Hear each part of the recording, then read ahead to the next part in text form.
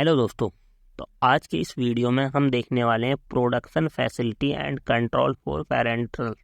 So what are production facility and controls for production.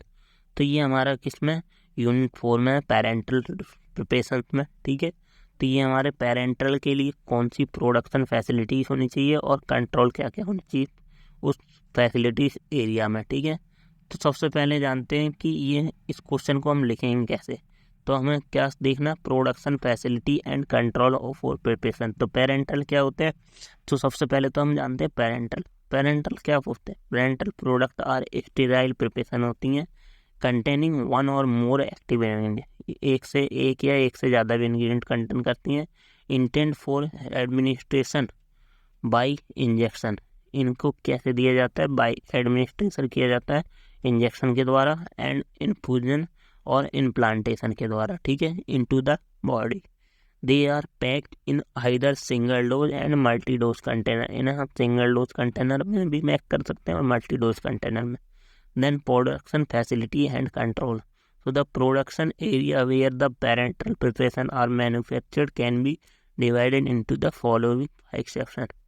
जो production facility and control हो 5 types में divide किया गया है। सबसे पहला आता है हमारा फॉलोइंग 5 सेक्शन में। पहला क्लीन अप एरिया, दूसरा प्रिपरेशन एरिया, तीसरा aseptic area, then quarantine area, then storage area, ठीक है। तो सबसे पहला आता है हमारा क्लीन अप एरिया। तो क्लीन अप एरिया क्या होता है, तो जहाँ पे हमारा क्लीनिंग वगैरह होती है, किसकी, बोटल्स की, इसमें हमें फिलिंग करनी है। तो क्लीनिंग एरिया जो होना चाहिए हमारा, it is not aseptic area नहीं होता हमारा, किसमें, प्रोडक्शन एरिया में। All the parental product must be free from foreign particles और माइक्रो ऑर्गेनिज्म। जो भी हमारे पेरेंटल प्रोडक्ट के लिए मटेरियल है वो हमारा किसका, फॉरेन मटेरियल जो होना चाहिए, फॉरेन पार्टिकल नहीं होने चाहिए और उसमें कोई सा भी माइक्रो ऑर्गेनिज्म नहीं होना चाहिए। Then clean up area should be standard moisture dust and detergent. उसमें जो क्लीन अप एरिया होना चाहिए वो उसमें हमारा मॉइस्चर या डस्ट और डिटर्जेंट रखा होना चाहिए, ठीक है, ठीक है। Then the area should be kept clean so that contaminate may not be carry into aseptic. अगर हमारा क्लीन अप एरिया क्लीन रहेगा तो कंटामिनेशन इसका हमारा एसेप्टिक एरिया में भी नहीं पहुंच पाएगा, ठीक है। तो क्लीन अप एरिया क्या है, जहाँ पर हम इंस्ट्रूमेंट वगैरह क्लीन करते हैं, ठीक है। देन हमारा आता है preparation area. Then preparation area में हम क्या करते हैं, in this area the ingredient of parental preparation are mix. इस एरिया में हम क्या करते हैं, जो भी हमारे पेरेंटल प्रिपरेशन के इसमें प्रिपरेशंस होती हैं प्रिपरेशन एरिया में बनाते हैं, ठीक है। जो भी हमारी पेरेंटल प्रिपरेशन हैं उन सबको मिक्सिंग और प्रिपरेशन फॉर फिलिंग ऑपरेशन के लिए हम किस में, प्रिपरेशन एरिया में करते हैं, ठीक है। Then it is not essential aseptic area but straight precaution for are required to prevent contamination. तो यहाँ पे प्रिपरेशन एरिया में क्या होते हैं, हम प्रिपरेशन करते हैं अपने किसकी, एपीआई और ड्रग को मिक्सिंग करके उसको फिलिंग प्रोसेस के लिए भेजते हैं, ठीक है। ड्रग की प्रिपरेशन, ठीक है, एक्सपीरियंट की प्रिपरेशन, ठीक है।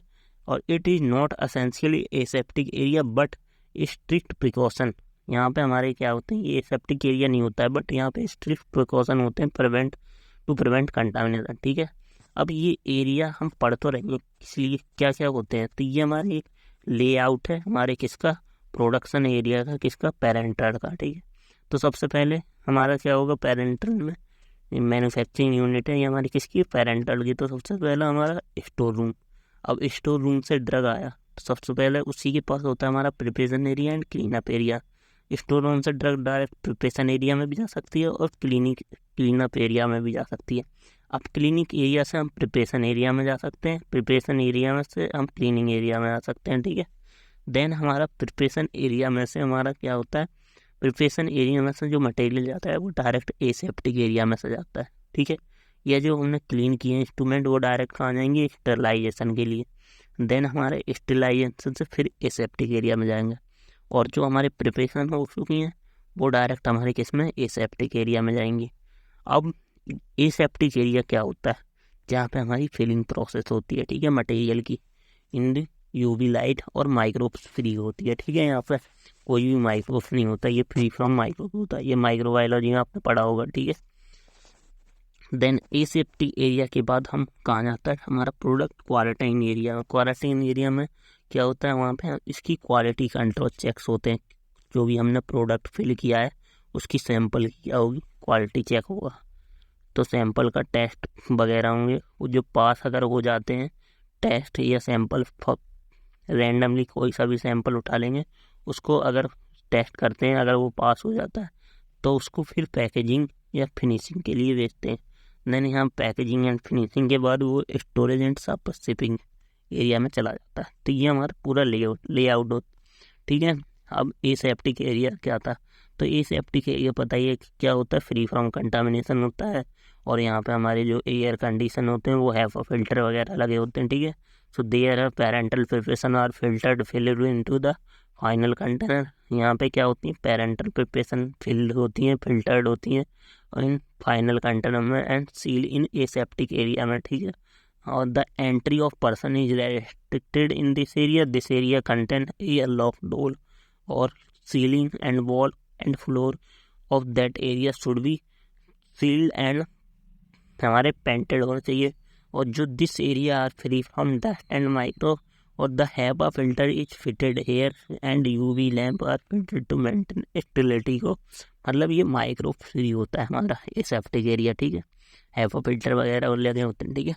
देन हमारा 4 आता है क्वारंटाइन एरिया। तो क्वारंटाइन एरिया किस लिए, after filling and sealing and sterilization, filling करने के बाद, सीलिंग करने के बाद और स्टरलाइजेशन के बाद the parental products are held up in quarantine area. हमारे फिलिंग के बाद, सीलिंग के बाद हमारे पेरेंटल प्रोडक्ट्स कहाँ होते हैं, आते हैं क्वारंटाइन एरिया। अब क्वारंटाइन एरिया में हमारे रैंडमली सैंपल क्या होता है, ले लिया जाता है, केप्ट फॉर एवेल्युएशन, चेक के लिए। देन बैच और प्रोडक्ट पास द एवेल्युएशन, अगर कोई सा भी हमारा बैच हो या प्रोडक्ट पास हो गया है तो हमारा वो फर्दर कहाँ जाता है, हमारे फिनिशिंग और पैकेजिंग एरिया में, ठीक है। देन हमारा product finish, then finishing and packaging area में ट्रांसफ़र कर दिया जाता है, कहाँ से, quarantine area. Finishing and packaging area में जो पेरेंटल प्रोडक्ट अर्थ होते हैं प्रॉपरली लेबल्ड एंड पैक्ड होते हैं, मतलब उन पर क्या होना चाहिए, प्रॉपर लेबल होना चाहिए, कंपोजिशन क्या क्या पेरेंटल प्रोडक्ट के हैं एंड बैच नंबर, कंपनी का नाम, ठीक है। And then properly packing is essential to avoid physical damage. तो हमारे जो भी कंटेनर होते हैं पेरेंटल प्रोडक्ट के, उनकी प्रॉपरली पैकिंग होनी चाहिए, क्योंकि ये क्या होते हैं, स्मॉल वॉल्यूम पेरेंटल या लार्ज वॉल्यूम पेरेंटल होते हैं, ठीक है। तो इनमें पेरेंटल प्रिपरेशन होती हैं जो स्टेराइल होती हैं, ठीक है।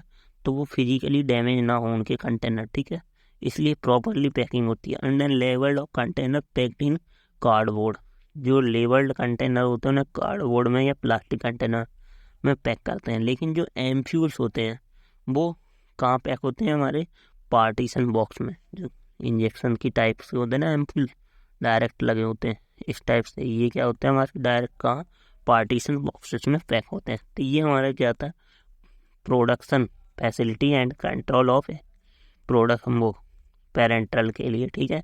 तो ये हमारा प्रोडक्शन फैसिलिटी एंड कंट्रोल हो गया किसका, पेरेंटल का, ठीक है। Thank you.